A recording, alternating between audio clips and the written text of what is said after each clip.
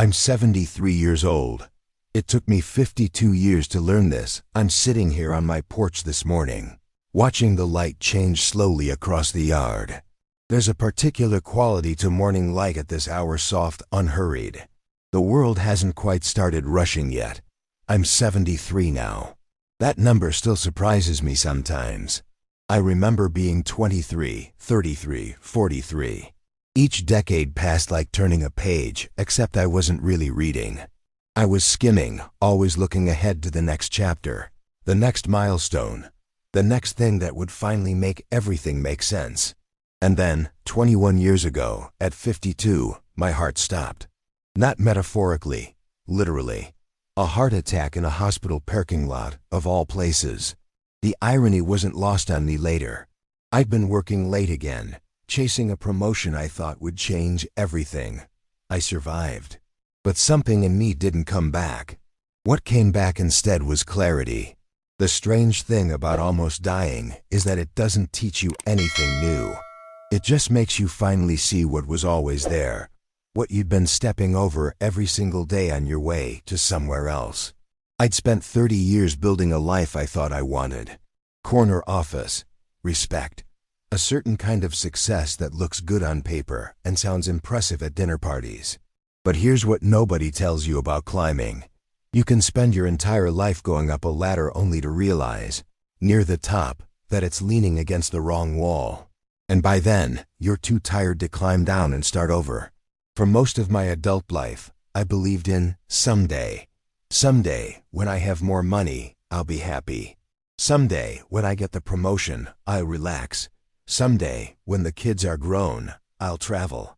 Someday, when I retire, I'll do what I love. Someday. That word is a thief.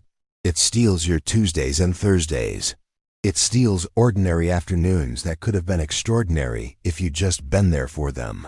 It steals conversations with your children, dinners with your wife, sunsets you were too busy to notice. I know because I counted them later. The missed recitals. The phone calls I didn't return because I was in the middle of something important. The vacation I postponed 3 times. The book I never wrote. The friendship I let fade because I didn't have time to call back. Someday, I told myself. Someday I'll make it up to everyone. But someday never came. My father died while I was waiting for the right moment to visit him. What remains, after all these years, isn't what I thought would matter. The promotions don't keep me company. The bonuses don't sit with me on this porch. The emails I answered at midnight, I couldn't tell you what a single one said. But I remember the shape of my daughter's hand when she was 5. I remember my wife laughing at something silly I said. The kind of laugh that makes you feel like you've done something right in this world. I remember my father's voice, though it's been 15 years since I heard it. These are the things that remain. I've learned something in these past 21 years. Something I wish I'd understood at 30, at 40, at 50. The life you're waiting to live, it's happening right now. Not when you're thinner. Not when you're richer. Not when things are perfect. Not when you have more time. Right now. This moment. This is it. We're all dying, though we walk around pretending we're not. We make plans for decades ahead as if we have a contract guaranteeing us tomorrow. We don't. I know people my age who are still waiting. Still saying, next year, and when things settle down, and after this project. Still postponing joy like it's something you can save up for later, like frequent flyer miles. It breaks my heart. If I could sit across from my 30-year-old self, here's what I'd say. That promotion you're killing yourself for, you'll get it, and 2 weeks later, it'll feel normal. The raise will disappear into expenses you don't need. The people who matter most to you, they need you now, not later. Not after you've achieved whatever it is you think you need to achieve before you're worthy of taking a break. You're worthy now. The trip you're postponing, go. The conversation you're avoiding, have it. The hobby that brings you joy but seems impractical, do it anyway. The friend you keep meaning to call them tonight. Because here's the truth nobody wants to say out loud. You don't have as much time as you think you do. None of us do. My biggest regrets aren't my failures. I failed plenty. Lost jobs, made bad investments. Said the wrong thing at the wrong time. Started projects I never finished. Those don't haunt me. What haunts me are the silences. The spaces where something beautiful could have happened, but didn't, because I was too busy, too distracted, too focused on some imaginary future where I'd finally earned the right to be present. The wedding anniversary I worked through. The school play I missed. The Sunday afternoon my son asked me to play catch and I said, maybe later. Dad's busy. There's no maybe later with children. They stop asking. I'm not special. I'm not wise.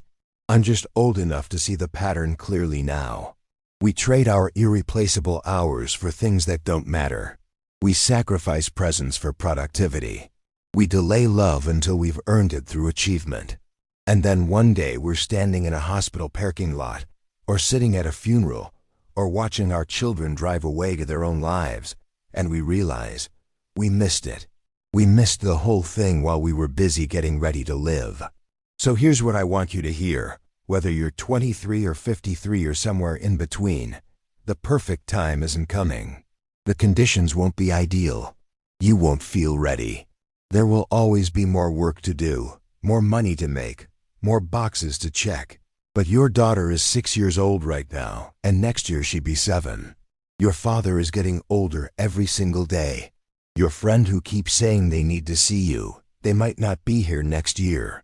You might not be here next year. I'm not trying to be morbid. I'm trying to be honest. 21 years ago, I got a second chance. Most people don't. And I've spent these years learning to live intentionally. Not perfectly, I still mess up, still get distracted, still waste days. But I know what matters now. Time with people I love. Work that feels meaningful, not just impressive. Experiences over possessions. Presence over productivity. Simple things, really. A long conversation with no agenda. A walk with no destination. A meal eaten slowly. A book read on a Tuesday afternoon without guilt. These are the riches I didn't know I was poor without. I can't give you years. I can't slow down time. I can't promise you'll have tomorrow. But I can tell you this. Whatever you're waiting for the right moment, the perfect circumstances, the day when everything finally aligns, it's not coming. This is the moment, right now. The people you love are alive right now. Your body still works, mostly. You still have today. What are you waiting for? I'm 73. My days of building empires and climbing ladders are over, but I'm here, on my porch, watching the morning light. And I'm not waiting for someday anymore. Someday is today. And today is more than enough. What about you? What are you still waiting for? If this stirred something in you, I hope you'll share it with someone who needs to hear it. Sometimes we all need a reminder that the clock is ticking, not to rush, but to finally slow down and be here.